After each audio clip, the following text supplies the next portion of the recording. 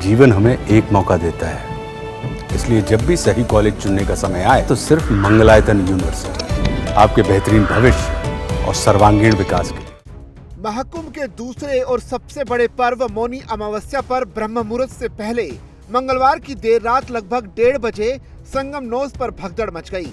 हादसे में घायल 90 श्रद्धालुओं को अस्पताल भेजा गया। इनमें से 30 की मौत हो गई। मृतकों में 25 की शिनाख्त हो चुकी है, जबकि 5 अभी अज्ञात हैं। ये जानकारी बुधवार देर शाम हुई प्रेस कॉन्फ्रेंस में डीआईजी वैभव कृष्ण और मेलाधिकारी विजय किरण आनंद ने दी। महाकुंभ के पहले दिन से लेकर अब तक हर दिन आम माघ मेलों के मकर संक्रांति या वसंत पंचमी जैसा माहौल दिखा। इस महाकुंभ में अमृत स्नान के लिए करोड़ों श्रद्धालुओं का प्रयागराज आना लगभग तय था। जब प्रशासन ने 8 से 10 करोड़ श्रद्धालुओं के आगमन का अनुमान खुद ही लगाया था, तो इसके इंतजाम व्यापक स्तर पर करने चाहिए थे। पुलिस और प्रशासनिक अफसर तैयारी का दावा करते रहे, लेकिन जरा सी चूक के कारण हादसा हो गया। दरअसल कैसे फेल हुआ सिस्टम, आइए जानते हैं प्रयागराज महाकुंभ में भगदड़ के 5 बड़े कारण।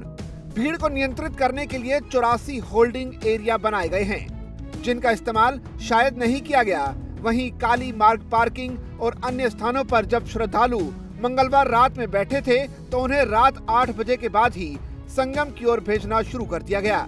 ऐसे में संगम पर रेला रात 9 बजे से उमड़ा, जो अमृत स्नान के लिए बैठा रह गया।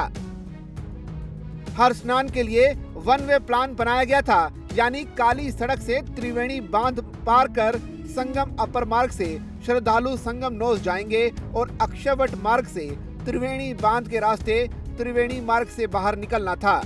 लेकिन ये प्लान फेल दिखा। अक्षयवट मार्ग बहुत कम लोग आए।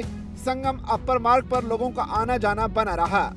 मेला क्षेत्र में 30 पांटून पुलों का निर्माण इसलिए किया गया ताकि आवागमन सुगम हो, लेकिन 12 से 13 पांटून पुलों को हमेशा बंद रखा गया। ऐसे में झूसी की ओर से अगर कोई संगम आता है तो कई किलोमीटर उसे चलना होता है। अधिकांश बुजुर्ग यात्री थक जाते हैं, जो संगम नोज पर काफी देर बैठ जाते हैं। इससे संगम पर भीड़ जमा होती रही।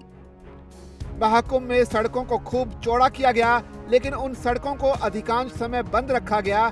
इसके साथ ही प्रमुख मार्गों पर बैरिकेडिंग कर दी गई।